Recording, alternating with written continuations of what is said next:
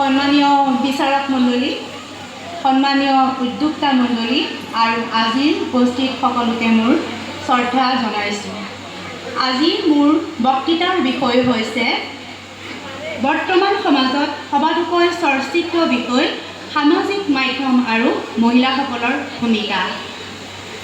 একবিংশ শতিকাৰ গোলকীয় পৃথিৱীক এক ডিজিটেল যুগ বা যান্ত্ৰিকতাৰ যুগ বুলি ক'লেও অত্যুক্তি কৰা নহয়। আৰু এই ডিজিটেল যুগত সামাজিক মাধ্যম আমাৰ বাবে এক অপৰিহাৰ্য অংশ হৈ পৰিছে। এই সামাজিক মাধ্যম হৈছে সুযোগ, সুবিধা আৰু সম্ভাৱনাৰ একোখন মহাসাগৰৰ দৰে। এই সামাজিক মাধ্যম আমাৰ সামাজিক মাধ্যমৰ নামসমূহ সততে আমি ল'ব লাগিব। Facebook, Instagram, WhatsApp, Twitter, YouTube আৰু এক্স আদিৰ দৰে মাধ্যমসমূহ। এই সামাজিক মাধ্যম আমি ব্যৱহাৰ কৰি নিজকে নিজক বিস্তৃত পৰিসৰলৈ লৈ যাবলৈ সক্ষম হৈছোঁ। এই সামাজিক মাধ্যম কেৱল যে ইজনে সিজনৰ লগত কেৱল মত বিনিময় বা তথ্যৰ আদান প্ৰদান কৰাই নহয়, ই হৈছে এনেকুৱা এটা মাধ্যম য'ত নেকি নিজৰ সৃষ্টিশীলতা, নিজৰ প্ৰতিভা, সৃজনাত্মক প্ৰতিভা লক্ষ লক্ষ নেটিজনৰ মাজত দাঙি ধৰাৰ এক সুবৰ্ণ সুযোগ প্ৰদান কৰিছে। মুহূৰ্তৰ ভিতৰতে নিজৰ মতামত বিশ্ববাসীৰ আগত দাঙি ধৰিবলৈ এই সামাজিক মাধ্যমৰ জৰিয়তে আমাক প্ৰদান কৰা হৈছে।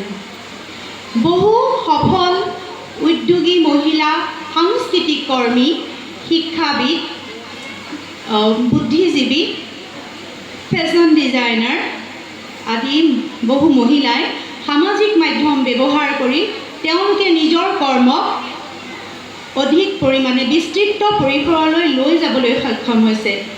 ঘৰুৱা উদ্যোগ, হস্তশিল্প, পৰিৱেশ সংৰক্ষণ আদি ব্যৱহাৰ কৰি বহু মহিলাই নিজৰ লগতে নিজৰ খ্যাতি আৰু কৰ্মক দেশবাসীৰ আগত প্ৰতিপন্ন কৰিবলৈ সক্ষম হৈছে। অসমৰ পৰিসৰ নেওচি পূৰ্ণিমা বৰ্মনৰ দৰে পূৰ্ণিমা বৰ্মনৰ দৰে হাড়গিলা সংৰক্ষণ কৰি তেওঁ নিজৰ দেশত আন্তৰ্জাতিক সন্মান আজুৰি অনাৰ লগতে বিভিন্ন আন্তৰ্জাতিক সন্মান আজুৰি আনি বঁটা লাভ কৰি তেওঁ পৰিৱেশ সংৰক্ষণক এক নতুন মাত্ৰা প্ৰদান কৰিবলৈ সক্ষম হৈছে, য'ত নেকি আমি এই সামাজিক মাধ্যমত সততে দেখিবলৈ পাওঁ। শ্ৰদ্ধাৰ বিচাৰক মণ্ডলী, অকল সামাজিক মাধ্যম এয়াই নহয়। সামাজিক মাধ্যমে নাৰী শিক্ষা, নাৰীৰ বৈষম্য, নাৰীৰ স্বাধীনতা, নাৰীৰ বিৰুদ্ধে বিভিন্ন ধৰণৰ ভূমিকা বিশেষভাৱে পালন কৰিছে। তাৰোপৰি এগৰাকী নাৰীৰ প্ৰতি কৰা অন্যায়, গ্ৰাহস্থ, হিংসা ইত্যাদিৰ বিৰুদ্ধে সামাজিক মাধ্যমত বহু মহিলাই নিজৰ কণ্ঠ নিগৰাবলৈ সক্ষম হৈছে। শ্ৰদ্ধাৰ বিচাৰক মণ্ডলী, ইমানখিনি ইতিবাচক আৰু যোগাত্মক দিশ থকাৰ সমান্তৰালভাৱে কিন্তু সামাজিক মাধ্যম আমাৰ বাবে কোনো ক্ষেত্ৰত অভিশাপ স্বৰূপ হৈ দেখা দিছে, যিয়ে নেকি আমাৰ বাবে বিভিন্ন সময়ত বিভিন্ন ধৰণৰ সামাজিকভাৱে আমাক আতিশয্য প্ৰদান কৰে। ব্যক্তিগত তথ্যৰ অপব্যৱহাৰ, অশ্লীলতাৰ প্ৰয়োভৰ, অপবাদ আদিৰ দৰে কিছু নেতিবাচক দিশ সামাজিক মাধ্যমত নথকা নহয়। প্ৰতিটো ক্ষেত্ৰতেই যিদৰে দুটা দিশ ঘাইকৈ যোগাত্মক আৰু ঋণাত্মক দিশ থকাৰ দৰে সামাজিক মাধ্যমতো কিন্তু বহুতো ঋণাত্মক দিশ আছে। এই ঋণাত্মক দিশবোৰে বিভিন্ন সময়ত মহিলাক হাৰাশাস্তি, আতিশয্য, শাৰীৰিক মানসিক নিৰ্যাতন, শোষণ, আনকি এনেকুৱা হয় আত্মহত্যাৰ দৰে বিভিন্ন চৰম পন্থা ল'বলৈ বাধ্য কৰোৱাৰ বিৰল উদাহৰণ আমাৰ সমাজত দেখিবলৈ পোৱা যায়। গতিকে আমি সামাজিক মাধ্যম মৰ ব্যৱহাৰ সঠিকভাৱে কৰিব লাগিব।